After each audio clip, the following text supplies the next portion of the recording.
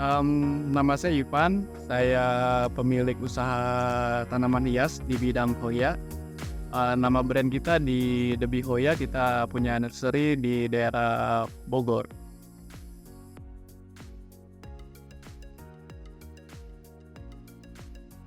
Kalau arti dari nama Bee Hoya itu dia kita bisa lihat dari depannya bee itu. Bee itu artinya lebah kan. Jadi saya mengibaratkan si lebah itu kita nih. Jadi karena lebah itu ngumpulin kan madu namanya ya. Jadi kita ngumpulin segala macam jenis Hoya itu yang madu-madunya aja. Jadi kita seleksi dari beragam macam jenis gitu. Kita ambil yang madunya gitu, yang intinya. Jadi kita di sini itu bisa saya kasih nama Bee Hoya itu karena kita sebagai lebah yang mengumpulkan madu gitu, tapi kita artikulasinya kita bikin madu itu jadi Hoya-nya gitu.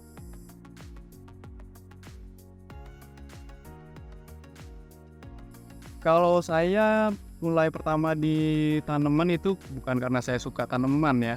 Jadi ada dulu tante saya itu suka sama tanaman hias gitu. Bukan di Hoya doang, dia beragam. Jadinya kebetulan saya punya teman ada yang bawa nih ke sini jenis Hoya itu yang saya nggak tahu itu apa, pokoknya ada di teras rumah saya gitu. Terus tante saya datang, dia tanya, ini tanaman dapat dari mana? Itu saya belum tahu itu Hoya gitu. Terus dia minta ke saya suruh cariin jenis lain selain jenis ini. Akhirnya saya cari susah tuh saya cari. Akhirnya saya dapat satu jenis Hoya itu saya ingat namanya Hoya Wayeti dulu. Jadi si Hoya Wayeti itu saya cari sampai ke pelosok-pelosok itu nggak ada. Akhirnya saya dapat, tapi harganya mahal banget nih. Jadi saya harus keluarin kocek gitu, yang lumayan gitu lah ya. Saya beli, saya tunggu tante saya datang. Udah berbulan-bulan gak datang, saya kan takut mati kan ya, harganya mahal kan gitu si Hoya Wayeti ini dulu. Akhirnya saya rawat sendiri, jangan sampai mati nih. Kayak aku keterusan. Tiap pagi bangun saya langsung lihat ke tanaman itu. Jadi rasa khawatir bikin lama-lama kita jadi suka sama si tanaman hias ini, si Hoya Wayeti ini. Akhirnya suatu waktu tante saya datang, dibawalah semuanya. Satu pagi saya ketemu, saya udah nggak bisa lihat tanaman ini lagi. Akhirnya saya beli, buat kedua kalinya saya pribadi rawat sendiri. Dari situ tuh saya mulai kumpulin 1, 2, 3, akhirnya jadi banyak. Nah yang saya bilang tadi, di saat saya udah nggak punya uang lagi nih buat beli jenis-jenis lain, akhirnya saya mulai barter sama temen nih. Kamu punya apa? Saya punya ini, tukeran yuk. Akhirnya kan udah mulai lengkap tuh koleksi, udah mulai lengkap. Harus beli yang jenis yang impor punya, saya nggak punya waktu itu. Akhirnya saya mulai jual sedikit buat tujuannya mau beli yang impor nih yang agak mahal nih. Udah lama begitu, kira saya bisa jual sedikit. Lama-lama saya kok ini menguntungkan gitu ya. Akhirnya saya putusin saya bangun brand gitu. Itu namanya The Bee Hoya.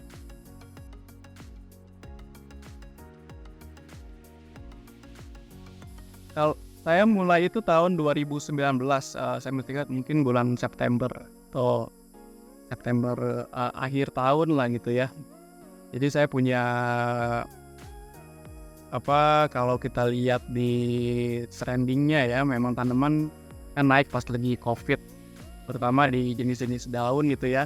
Kalau di jenis Hoya sih nggak, dari dulu sampai hari ini stabil lah, dia nggak terlalu kayak yang boom tiba-tiba jatuh, dia nggak, dia ada pasarnya sendiri dia, walaupun nggak se-boom yang tanaman-tanaman yang lain gitu, cuman dia pasarnya cenderung stabil lah kalau saya bilang.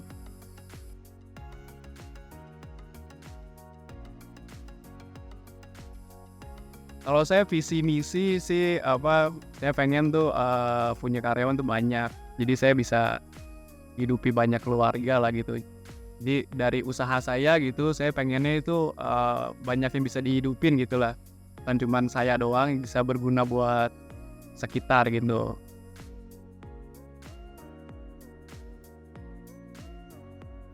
Ya gitu, balik lagi. Sesuai sama yang saya ngomong tadi, saya bikin namanya itu The Bee Hoya kan. Jadi kita memang kumpulin itu ya madu-madunya aja yang dari berapa tanaman, misalnya ada 10 tanaman nih, nggak semuanya kan bagus, kita seleksi itu, misalnya ada 2, 3 yang bagus, itu yang kita kembangin.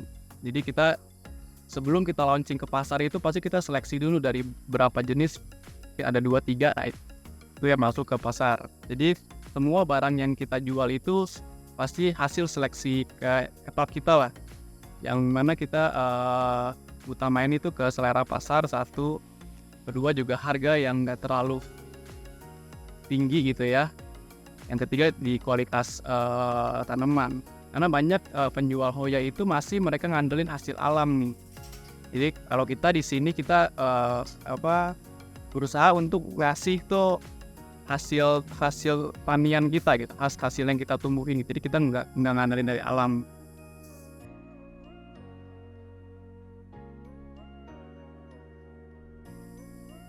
Kalau Hoya Indonesia ya, kita kalau ngomongin itu sih Indonesia bisa dibilang itu yang paling besar ya di jenis spesies tanaman itu. Dari pulau, misalnya kita ngomong ya, dari Pulau Sumatera itu ada Hoyanya.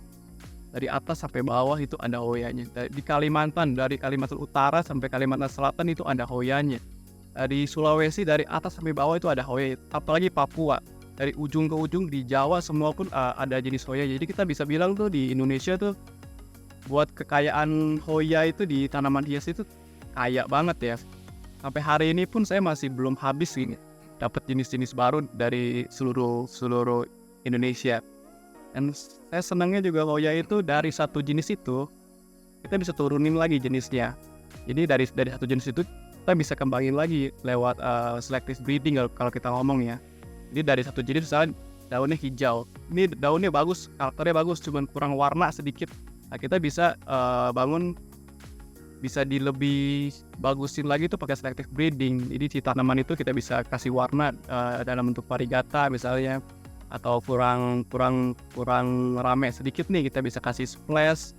Itu prosesnya panjang lah, cuman bisa kita lakuin gitu.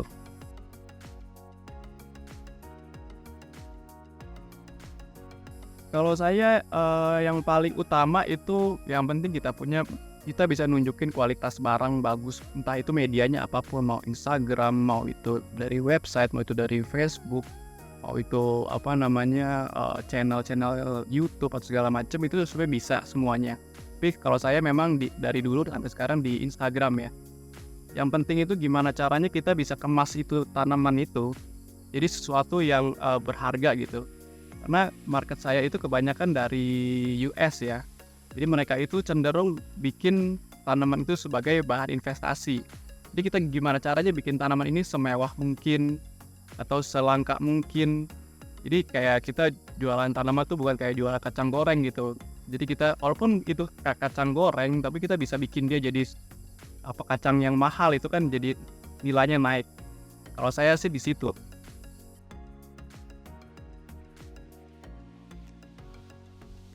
Kalau saya targetnya itu kalau kita bicara umur ya, kita itu targetnya itu dari umur 20 tahun sampai ke 50 tahun. Jadi kita targetnya memang anak-anak muda sama yang usia menengah. Karena mereka cenderung pasti bisa ngerti gitulah soal tanaman. Kalau anak-anak yang lebih muda lagi mungkin untuk hari ini belum terlalu kenal tanaman gitu.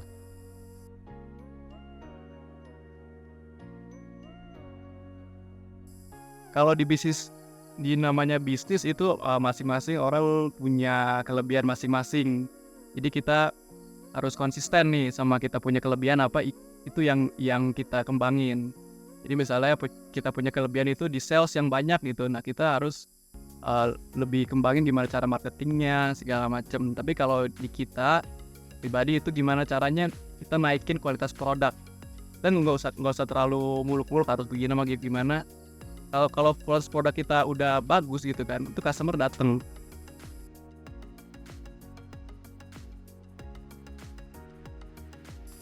Kalau kita di sini, saya kan nggak ada basic tanaman gitu. Saya memang mulai dari yang nggak kenal tanaman itu apa gitu ya. Jadi kalau menurut saya tantangan terbesar itu mengenal si jenis tanaman ini. Jadi dari segi habitnya, karena kita main kan tanaman bukan satu jenis, kita main ada mungkin ratusan sampai kita bilang ribuan jenis gitu ya. Jadi kita mengenal satu-satu gitu. Memang mereka punya kesamaan, tapi ada yang memang bedanya beda banget. Menurut saya itu tantangan terbesarnya itu kalau di tanaman itu gimana cara kita kenalnya gitu. Mau nggak kita kenal lebih dalam tentang dari satu jenis sama jenis yang lain.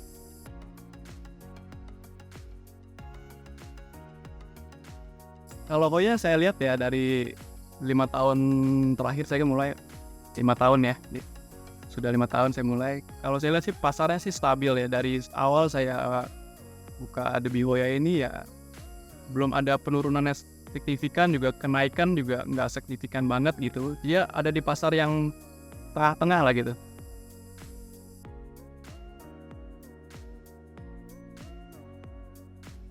Kalau saya sih ya yang penting tuh bangun sistemnya. Kayak misalnya dari greenhouse pun kita udah kayak jangan terlalu manual lah gitu. Karena kalau kita ada sistem misalnya dari kita yang paling gampangnya irigasi lah. Kalau kita garap tanaman itu banyak sekali, irigasi itu harus diperhatiin. Jadi minimal kita udah mulai harus belajar tentang drip system, fogging segala macam.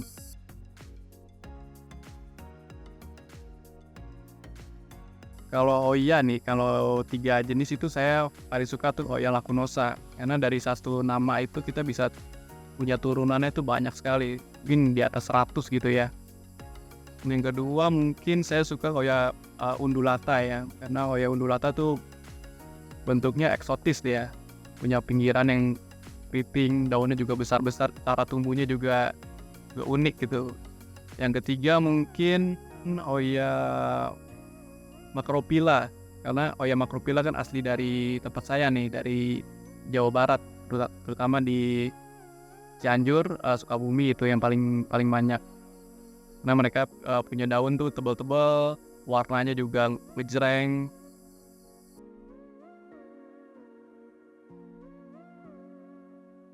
Ya, kalau untuk jenis Hoya sih kita bikin ada beberapa macam ya. Kalau yang specialty itu hampir semua kita specialty lah, karena itu hasil tangan kita kan. Kita di sini pakai sistem namanya selective breeding.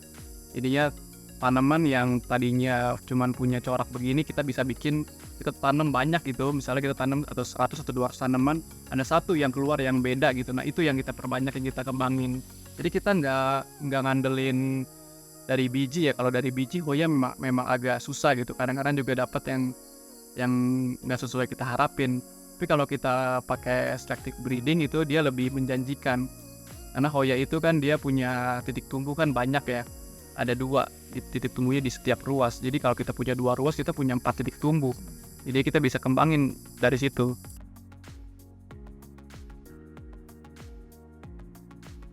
Kalau buat Hoya spesial ya, mungkin kita bilang Hoya berkesan aja lebih enak nih. Kalau dulu saya pertama kali itu saya punya jenis sendiri itu ada di jenis Hoya lacunosa. Jadi dulu itu Hoya lacunosa itu jenisnya cuma ada yang hijau sama yang yang dari luar negeri, itu ada dari Thailand, itu namanya Corniana silver. Dulu masih belum ada, turunannya banyak masih belum ada. Jadi masih cuma ada satu jenis gitu dulu. Terus 1 atau 2 jenis. Saya kebetulan ini ada proyek nih. Gimana caranya bikin si Hoya ini nih jenisnya jadi banyak, terutama buat Hoya yang daun kecil. Dulu Hoya daun kecil masih dicari banget. Akhirnya saya ketemu satu spesimen nih, si Hoya lacunosa ini. Saya pengen bikin dia nih variegata gitu kan. Saya belajar juga kayak tanaman itu bisa dibikin variegata. Misalnya kita tanamnya banyak, ada satu mutasi gitu. Akhirnya saya beli sampel dari Wonosobo di Jawa Tengah, misalnya di Wonosobo ya. Jadi saya beli satu sampel ini, memang dia udah ada sedikit variegata, cuman memang belum stabil gitu. Akhirnya saya tanam nih. Memang pertama kali itu dia nggak stabil lah gitu ya. Akhirnya saya kita seleksi, kita tanam sampai banyak gitu. Akhirnya pas kita seleksi itu dapatlah satu nih yang bener-bener dia nih stabil gitu. Akhirnya kita keluarin itu namanya Hoya lacunosa asami. Jadi dia punya variegata itu di pinggir. Waktu itu Hoya lacunosa itu belum ada varian variegatanya. Jadi kita bikin yang lacunosa yang variegatanya di pinggir. Setelah itu juga dari jenis itu pun kita masih bisa turunin lagi. Dari jenis yang lacunosa asami tadi saya bilang itu ya variegata pinggir, kita bisa bikin lagi dari situ ke variegata tengah. Namanya lacunosa asami reverse gitu. Jadi dia variegatanya bukan di pinggir, jadi di tengah. Kita bisa belajar di sini dari satu jenis Hoya itu kita bisa bikin berapa varian gitu. Memang nggak mudah itu ya. Kita di sini kan nggak pakai chemical atau segala macam, kita ngandelin dari kita bisa bilang radiasi matahari gitu ya. Jadi kita ngandelin cuma dari radiasi matahari sama tanam massal lah gitu. Kita bisa bilang kita tanam kali 500, mungkin ada satu yang tumbuh kayak si Hoya lacunosa asami itu.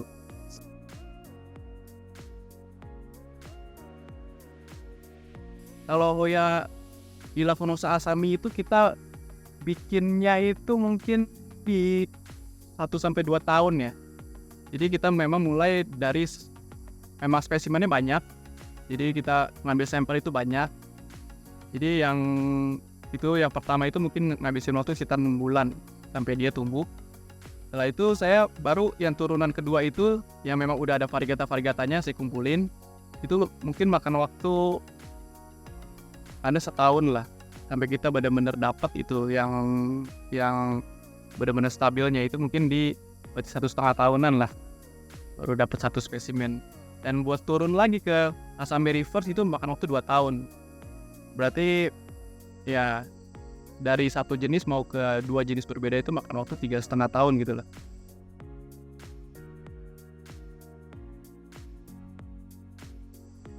Kalau Hoya lacunosa asami karena dia Hoya lacunosa variegata pertama itu ya, mungkin orang-orang kenalnya juga kalau kita bilang lacunosa variegata udah pasti orang ngomongnya itu lacunosa asami gitu. Karena memang itu yang pertama kali keluar di market.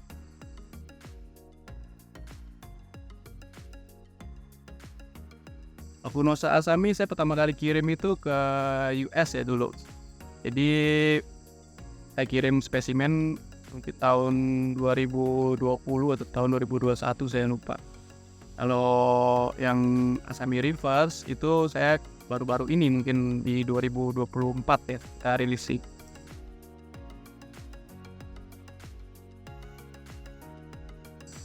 Kalau kita jual mungkin udah nggak kehitung ya, mungkin di 500 pot mungkin.